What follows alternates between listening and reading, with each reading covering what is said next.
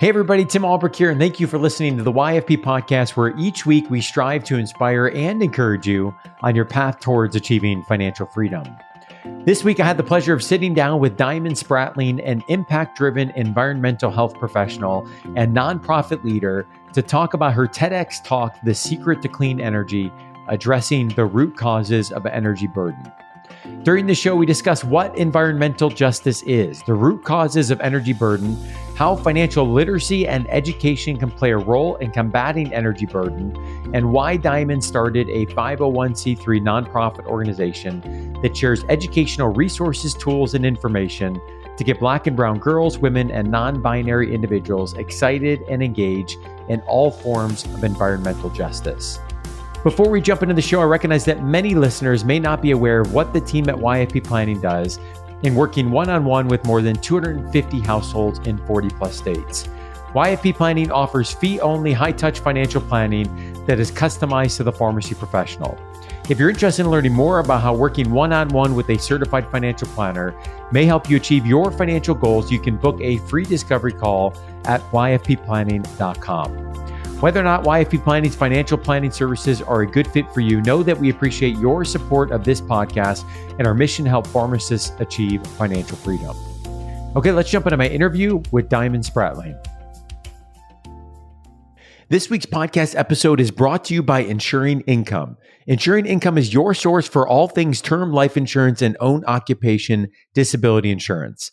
Insuring Income has a relationship with America's top-rated term life insurance and disability insurance companies, so pharmacists like you can easily find the best solutions for your personal situation. To better serve you, Insuring Income reviews all applicable carriers in the marketplace for your desired coverage, supports clients in all 50 states, and makes sure all of your questions get answered. To get quotes and apply for term life or disability insurance, see sample contracts from disability carriers, or learn more about these topics, visit insuringincome.com/your financial pharmacist. Again, that's insuringincome.com/your financial pharmacist. Well, I'm excited to welcome Diamond Spratling to the YFP podcast. Diamond is an impact-driven environmental health professional and nonprofit leader motivated to mitigate health, racial, and environmental inequities in Black and brown communities. She's the founder of Girl Plus Environment, a national nonprofit organization designed to educate, engage, and empower Black and brown girls, women, and non-binary individuals to stand up for environmental justice in their own neighborhoods. Diamond is a Detroit native and 2021 and 2022 TEDx speaker that has spent more than 6 years at the forefront of environmental justice. Diamond has led many environmental and health initiatives for cities and organizations such as the CDC, Bloomberg Associates, WaterAid International, and GreenLink Analytics. Diamond, welcome to the show. Hi, thank you so much for having me. Well, this is a rare opportunity, and we crossed paths somewhat unexpectedly at the TEDx Bowling Green State University event. And I had the opportunity to get to know you a little bit as a co-speaker, but also to watch your talk on energy burden with a focus on financial literacy as an opportunity, financial educational literacy as an opportunity to really get at some of the root causes around energy burden, which I thought would make for a great interview on the show. So really appreciate you taking time to come on. And we're going to talk about, and I'll link in the show notes to your TEDx talk, The Secret to Clean Energy, addressing the root causes of energy burden for folks that want to go and watch that. Before we get into the topic, love to hear more about your background, where you went to school, what you studied, and what drew you into the work that you're doing today. Yes, absolutely. So I started my undergraduate career at Bowling Green. I started in 2014, and I studied environmental policy and analysis with a specialization in international perspectives. And so for me, I guess, like, just growing up, I was always like more that typical like environmentalist and like save the polar bears, save the trees type of work. And then it wasn't until like I had a internship my second year at Bowling Green where I was working at the intersection of energy policy and health equity. And so then I learned about all of the different disparities between different communities that we saw in our environment and like how it impacted our health. And for me, that was like very triggering, especially being a Black woman. I felt like, wow, all of these disparities and health implications that we're seeing are in communities where I essentially grew up in. And so I was like, okay, all of the like more earth side of things and the trees and things like that, those are important, but like I need to recenter my work and what I want to do in the next couple of years. And so basically I decided that I would kind of shift gears a little bit and get into the public health side of things when it came to the environment. So then after I graduated from Bowling Green in 2018, I went directly to Emory University to get a Master of Public Health at the Rollins School of Public Health so that I can work at the intersection of both environmental justice and health equity, understanding that both are very important and both highly impact each other. So that's basically how I got into the sector. And I've been in the sector for about 6 years since then. And so you already mentioned one term that I think we're going to visit often throughout the show, which is environmental justice. Another is energy burden. And so I want to take a moment to define these terms. Let's start with environmental justice. How do you define environmental justice? Yeah, absolutely. So often we go back to this definition that I've seen on the Department of Energy, and I think that they do a really good job in making sure that when we talk about environmental justice, we're talking more so about the human impacts and human implications from our environment. So when we talk about safe drinking water, air pollution, how does that impact our environment, specifically people who are disproportionately impacted by our environment? So a lot of times those are low-income communities, and those are also communities of color. And so environmental justice centers this aspect of making sure that those who are disproportionately impacted by our environment are at the forefront of those decisions and being able to have access to environmental resources that helps improve their overall mental health, physical health, and just like well-being as a human rights. And you talk on your website, which we'll link in the show notes, Girls Plus Environment.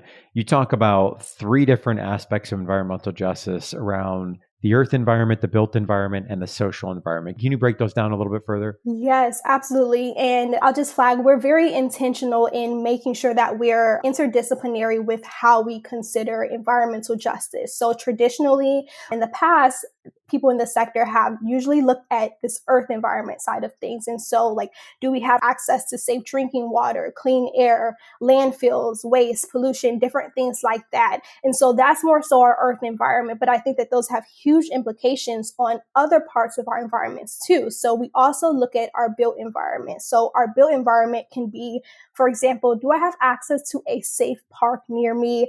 What is the walkability in my neighborhood? Are there sidewalks for me to even like run or ride my bike? Are there bike lanes? Like so many things, like all the way down to like having access to a grocery store can be considered a part of our built environment. And the last concept that we look at is our social environment. And so that gets at more so the feeling of feeling welcomed in your environment, feeling like you have a place. So like, is there a YMCA in my neighborhood or a Boys and Girls Club or some type of community group of people who either have shared experiences as me, look like me, or somewhere that I have a support system that can kind of help me through just like everyday life situations and things like that. So we look very interdisciplinary in our environments, but also understanding that all 3 of these pillars have everything to do with racial justice and health equity, and even just thinking about our life expectancy and quality of life.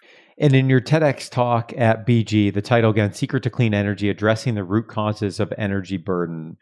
Define for us, what is energy burden and why did you decide that this was the topic that you wanted to share about? Yeah, absolutely. So energy burden is basically this concept of how much are you paying for your energy or utility bills every month in comparison to how much money you are actually bringing in each month. So it looks at 2 different things: the amount of your bills that you're having to pay, but also your income. So your annual household income. And so basically, if you just do like a simple formula, you basically just divide both of those numbers, you're able to get what your percent of energy burden is. And for a lot of households, if you have a energy burden of over 10%, then you are considered severely energy burdened. And as back to the TED Talk, what I would say is like my primary reason for centering it around this concept of energy burden is that a lot of times, especially in the clean energy space, we focus so much on like, let's get this renewable energy out there. We need to invest in solar power. Why don't you have solar panels on your roof or wind energy and things like that? And it's like, wow, all of those things are great, but look at the affordability. If I can barely pay my energy bills, how do you expect me to invest in all of this really cool technology as far as renewable energy? And so I feel like in the clean energy sector, we often focus so much on the environmental side of things, but neglect this whole other side of energy burden, which is income. A lot of families are not making enough income to even pay their bills. So having to pay an energy bill or utility bill, that's a significant burden for people, even more than we think about from the environmental side of things. And that was really what caught my attention actually in the practice session we did the day before, is when you talked about kind of this heightened focus on some of the clean energy things, whether it's windmills or solar panels or other things, which obviously have value and purpose, and the technology is being advanced. But if we're not addressing some of the core infrastructure and the core issues, are we out of order, right? I often think about like investing when we talk about it on this show.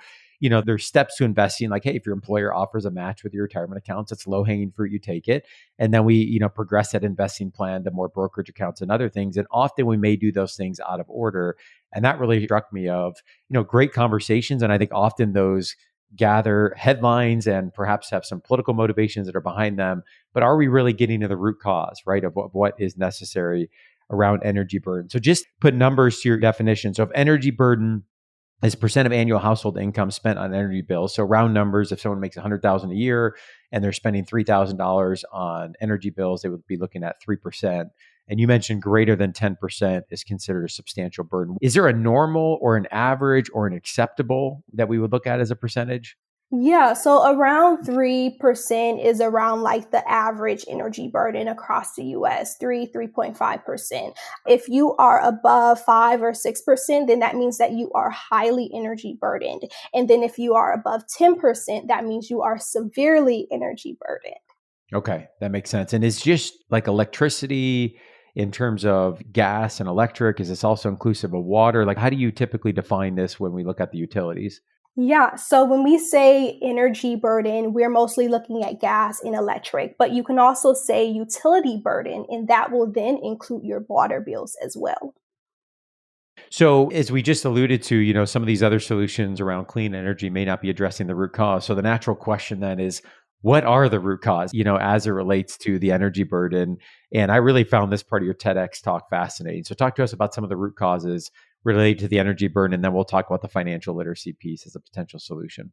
Yeah, absolutely. So one of the things that I talked about in my TED Talk is this concept of housing and also even just redlining, which I know we think like redlining happened tons of years ago, but unfortunately, lots of communities and neighborhoods are still bearing that burden. And so when we talk about housing, like for example, I can run my air conditioning unit for, all day or even just an hour, but if I don't have like a proper housing conditions, if the structure of my home is just like horribly put together or very old, like if I don't have tons of insulation in my home, then it's really doing nothing. I'm just running the air conditioning or the heat all day for it to not even cool down or heat up my home. And so that's a huge issue right there.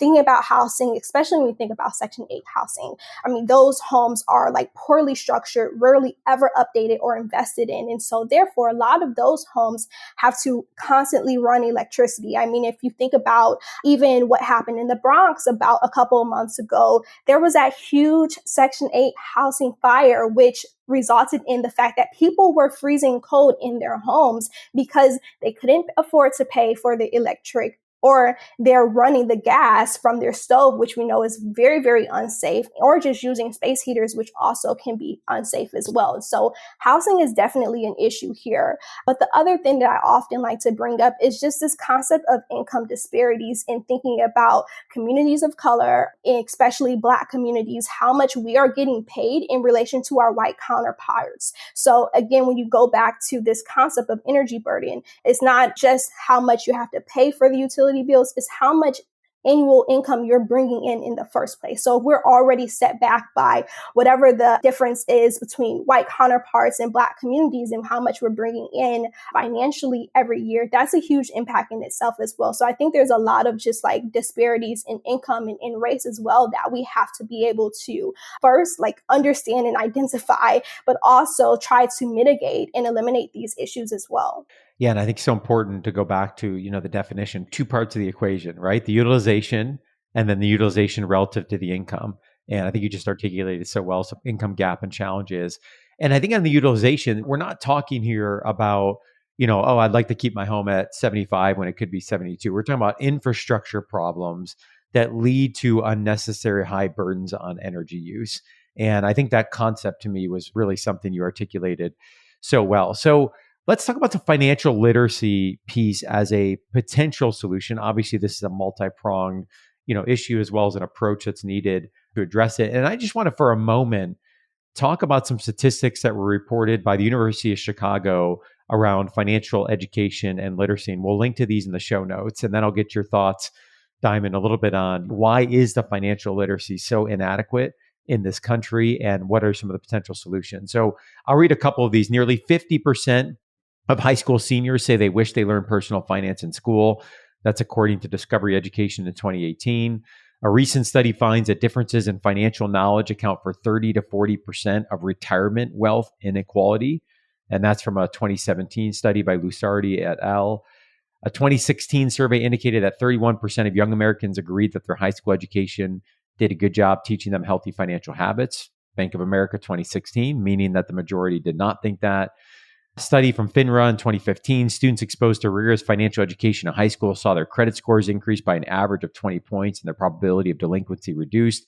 I mean, these go on, but it impacts, retirement savings. It impacts the ability to deal with energy bills in the moment. It deals with access to housing through credit and other issues. So as you hear those statistics, like, why has this been an area that we just have not done a good job around financial education and literacy? Yeah, that's a big question. And I mean, it's hard to even find the why.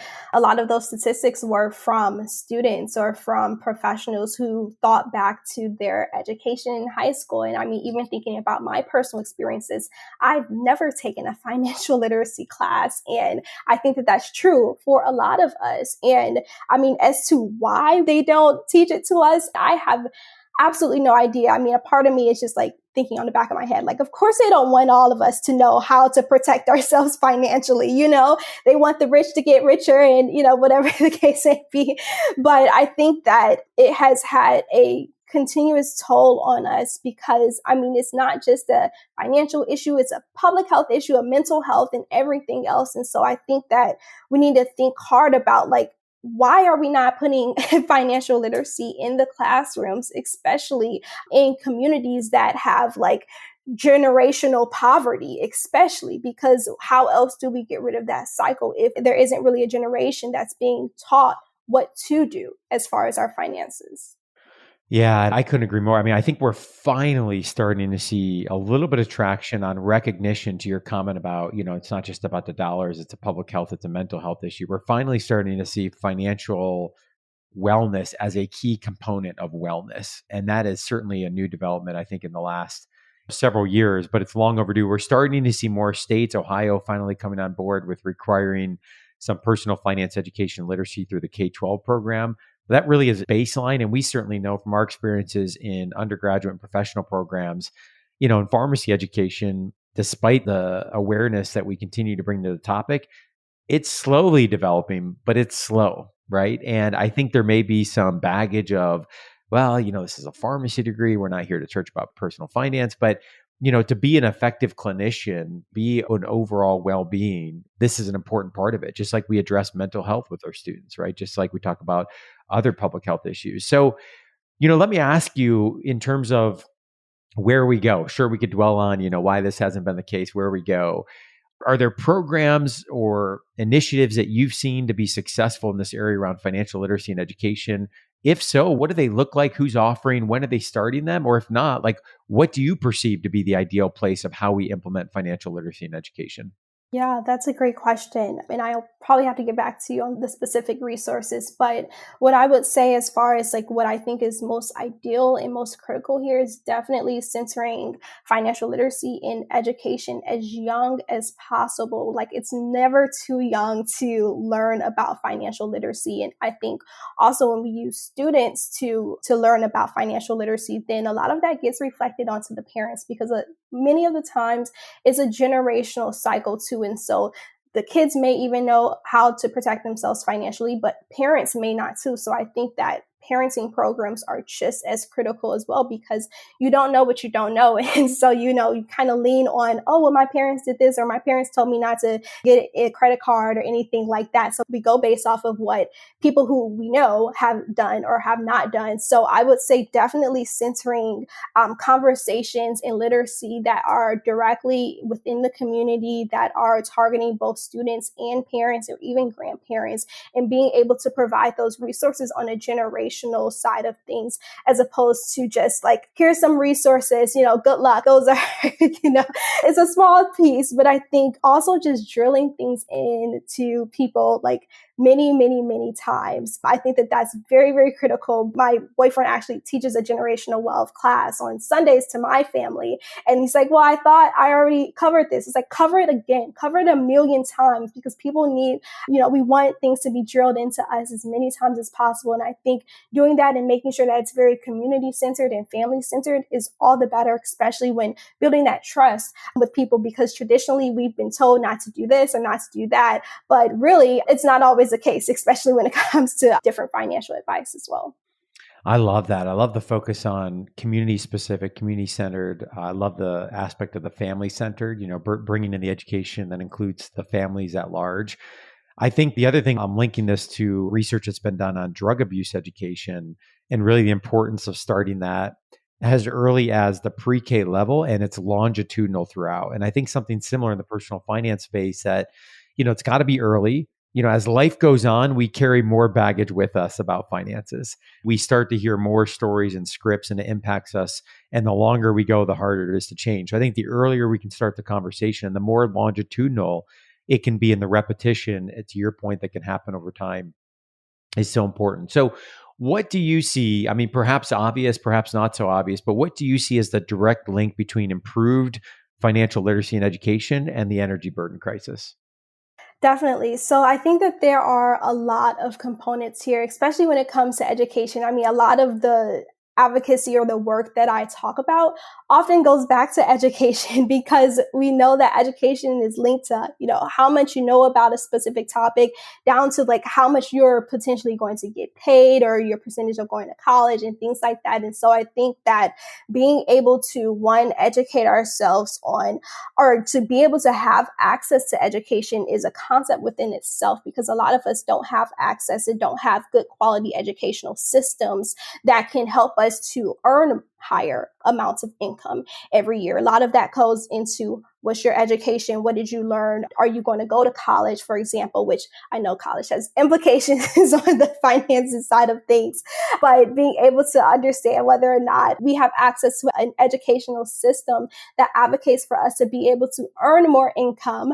But I think also when we think about this education system, the side of like even just education within the housing, and like knowing what to look for when buying homes, or being able to be in a position where you can own a home, because the impacts that renters, people who rent a home versus people who own a home, there are tons of energy burden disparities between that too. And so if you're renting a home, you have less autonomy on even being able to make updates or changes to your home that helps to lower your energy bill, as opposed to someone who, oh, I own this home, so I may be able to make updates to my house, because a lot of times landlords are like, oh, well, I don't care. You need to pay the bill in the first regardless. And so that's a huge concept too, when it comes down to being in a position where you can own a home or purchase a home as well.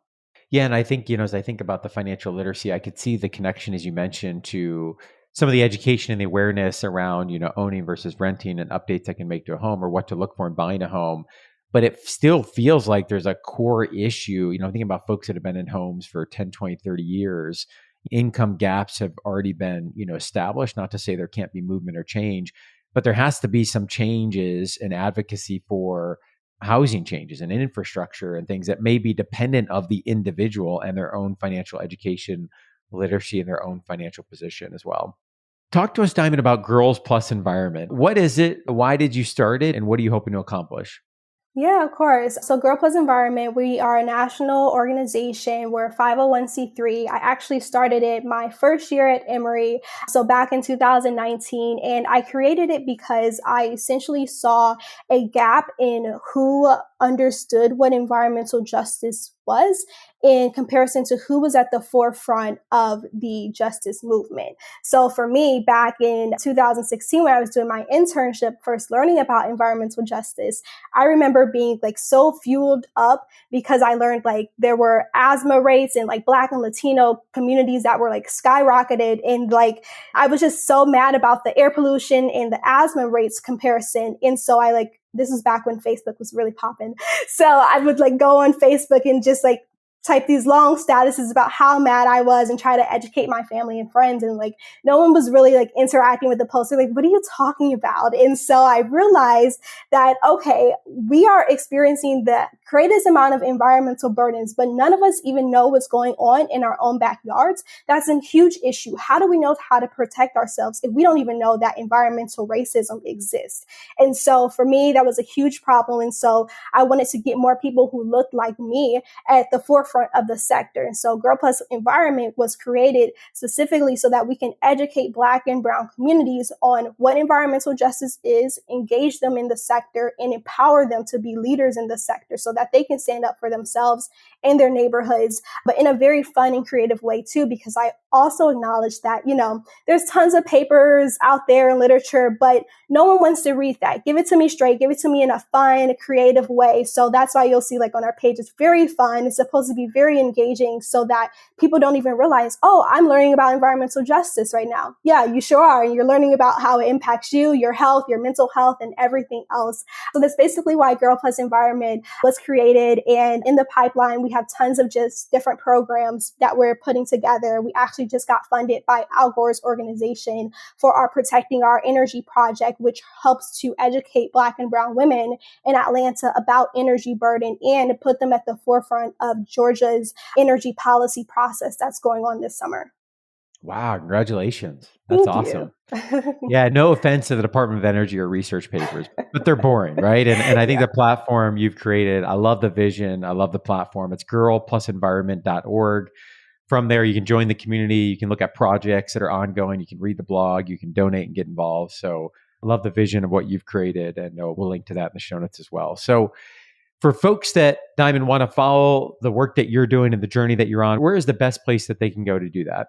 Yeah, absolutely. So you can go on our website, girlplusenvironment.org. We're also on Twitter, Girl Environment, and on Instagram, Girl Plus Environment. And then you can also follow us on Facebook, Girl Plus Environment. And my personal LinkedIn is just my name, Diamond Spratling. And I'm also on Twitter as Diamond Sprat. But I'll be sure to send you all of those links and things like that in case it's helpful. Awesome. We'll include those in the show notes to go along with the TEDx talk again, the secret to clean energy, addressing the root causes of energy burden. Diamond, thank you so much for taking time to come on the show. I appreciate it. Yeah, absolutely. Thank you so much for having me. I had a great time. Before we wrap up today's show, let's hear an important message from our sponsor, Ensuring Income. If you are in the market to add own occupation disability insurance, term life insurance, or both, Ensuring Income would love to be your resource. Ensuring Income has relationships with all of the high-quality disability insurance and life insurance carriers you should be considering and can help you design coverage to best protect you and your family. Head over to ensuringincome.com/your financial pharmacist or click on their link in the show notes to request quotes, ask a question, or start down your own path of learning more about this necessary protection. As we conclude this week's podcast, an important reminder that the content on this show is provided to you for informational purposes only and is not intended to provide and should not be relied on for investment or any other advice. Information in the podcast and corresponding materials should not be construed as a solicitation or offer to buy or sell any investment or related financial products. We urge listeners to consult with a financial advisor with respect to any investment. Furthermore, the information contained in our archived newsletters, blog posts, and podcasts is not updated and may not be accurate at the time you listen to it on the podcast. Opinions and analyses expressed herein are solely those of your financial pharmacist unless otherwise noted and constitute judgments as of the dates published. Such information may contain forward-looking statements which are not intended to be guarantees of future events. Actual results could differ materially from those anticipated in the forward-looking statements. For more information, please visit yourfinancialpharmacist.com/disclaimer. Thank you again for your support of the Your Financial Pharmacist podcast. Have a great rest of your week.